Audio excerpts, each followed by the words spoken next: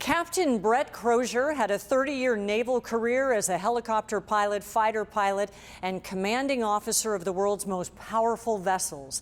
But it was his actions during the global pandemic that drew the attention of the world. Captain Crozier fired off emails that went public asking for help as COVID-19 spread rapidly aboard the USS Roosevelt in the Pacific Ocean.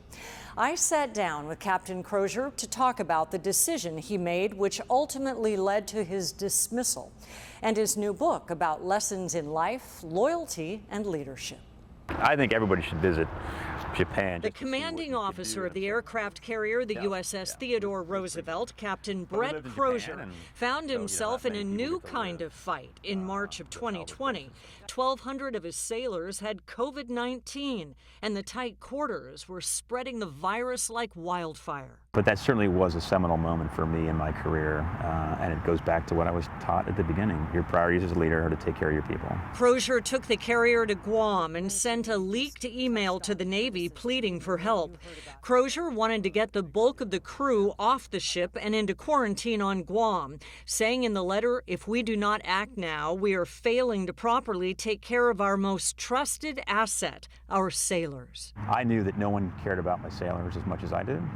And I knew that I was not going to leave anything on the table, that I needed to make sure that all efforts were made to protect them. So it was a little bit of maybe a conscience versus career kind of moment. The public red flare enraged his supervisors. Crozier was relieved of his command and told to leave the ship by the end of the day. The scene that unfolded next, no one could have expected.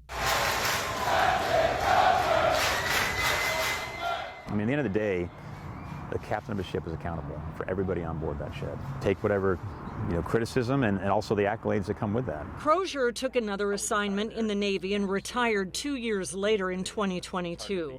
He's breaking his silence in a new book, Surf When You Can, Lessons in Life, Loyalty, and Leadership from a Maverick Navy Captain.